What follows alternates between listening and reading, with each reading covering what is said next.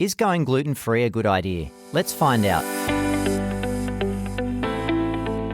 Welcome to 9 Minutes to Better Health, a podcast series that breaks down real science for you to use in your daily life.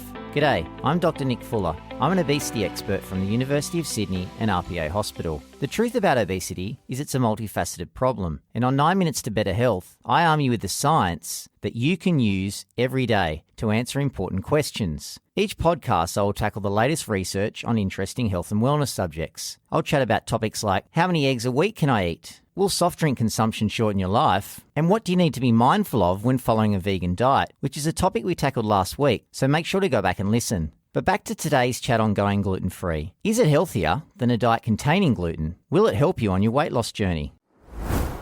Celiac disease is an autoimmune disorder triggered by the consumption of gluten, a protein found in wheat, rye and barley, to give products such as bread their elasticity and texture. When people with celiac disease eat gluten, they damage their small intestine and can't absorb nutrients from food. They end up with unpleasant side effects such as itchy skin, heartburn, diarrhoea, bloating and constipation. Despite the increase in gluten-free products in shops and people avoiding it, this disease only affects 1% of the population, and the only way to determine whether you have celiac disease is to be tested by your doctor. They might send you for a blood test in the first instance, but the gold standard test is to have an endoscopy, which is where a specialised doctor, a gastroenterologist, sticks a tube down your throat with a camera on it to examine the lining of your intestine. Gluten is unsafe for those with celiac disease, but is it an issue for the rest of the population? Is going gluten-free a good idea? The brief answer, no. It's not dangerous for the other 99% of us, and cutting it out might do more harm than good, because you're likely to miss out on important nutrients. Despite this, recent research shows the number of people following a gluten-free diet has tripled in the last 10 years. Many people are simply choosing to join this trendy movement without properly understanding it, or they're self-diagnosing symptoms that might be gluten intolerance rather than celiac disease, or something else entirely.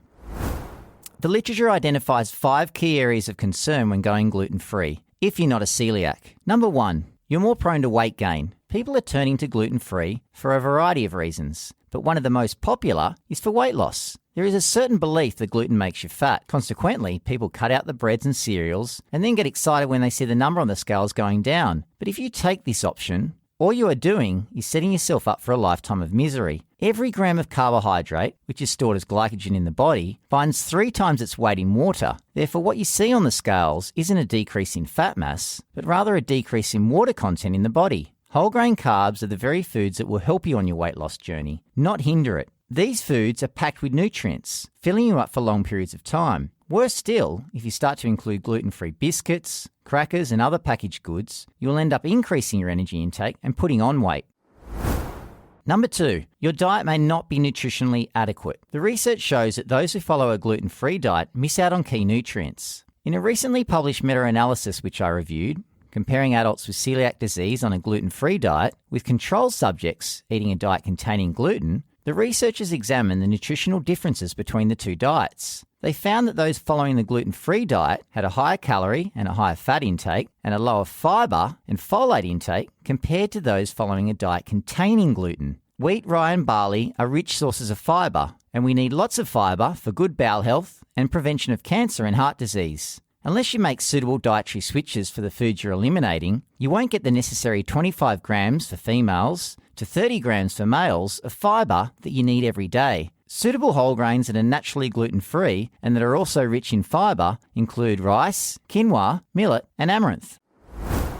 Number 3, you will feel tired. Many of my patients also blame gluten for their fatigue and low energy, but there is no evidence that gluten makes you feel sluggish. Instead, the opposite applies. A side effect of any sort of low-carb diet is fatigue and weakness, particularly while exercising. Cutting out the breads and cereals will result in depleted muscle glycogen stores, and without these stores, you are going to feel less energetic during moderate and high-intensity exercise. Number 4, you may increase your risk of cancer. Everything you have ever been told about gluten causing cancer is false. There is not one study to show this. The only people at risk of consuming gluten-containing products are the 1% of the population that have celiac disease. Those gluten products that you're cutting from your diet are packed full of nutrition and high in fibre. Research has clearly proven that a diet rich in whole grain carbs and cereal fibre, such as breads and cereals, will reduce, not increase, your risk of developing colon cancer. Number 5. Gluten-free labelled products are not healthier and they're expensive. Opting for prepackaged gluten-free products is expensive. Many are double to 3 times the price of the regular product. Some are also higher in fat, salt and sugar, and lower in fibre than their regular counterparts, in order to make them more palatable. If you're diagnosed with celiac disease or have a gluten sensitivity, stick to foods that are naturally gluten-free. Fruits, vegetables, dairy, meat, fish, nuts and eggs. And lastly, number 6, restrictive diets can lead to an unhealthy relationship with food or an eating disorder. Followers of any form of restrictive diet will only obsess about their eating habits in fear that they will eat something that's not allowed. Consequently, what you end up with is a dieting mentality and a cultural obsession with weight loss and body image. Diets are based on this very foundation. That is, they tell you to cut out certain foods or entire food groups, and despite their different approaches, they're all essentially the same. They set a caloric restriction and develop a set of arbitrary rules to create a fear of certain foods to ensure you consume less. But such exclusion diets will only compromise both social and psychological health. My advice. Number 1, if you think you have celiac disease or an intolerance to gluten, speak to your GP who can send you for the appropriate tests. Self-diagnosing yourself after a chat with friends or colleagues or by taking a quiz online is the worst thing you can do. And stop jumping onto Dr. Google. It's doing more harm than good. Number 2, if you haven't been diagnosed with celiac disease but are still convinced that you suffer from eating gluten, for example, you get bloating or abdominal pain, eliminate the suspected foods one at a time to determine which is triggering the symptoms. Once identified, make sure to replace the food or foods eliminated from your diet with suitable nutritional alternatives. This is best done with the help of an accredited practicing dietitian. And lastly, number 3, there are plenty of grains that are naturally gluten-free. So if you've decided to cut out the wheat, barley and rye, make sure to include plenty of grains like rice, quinoa, millet and amaranth instead. My take-home message. Going gluten-free is not healthier unless you're diagnosed with celiac disease. For personalised help with your diet from qualified healthcare professionals, make sure to check out the show notes. That's all for today. So please give us a like and share with others if you're enjoying the content, and make sure to subscribe to the podcast to stay updated. The information provided in this podcast is for educational purposes only. It does not substitute professional medical advice or consultations with healthcare professionals.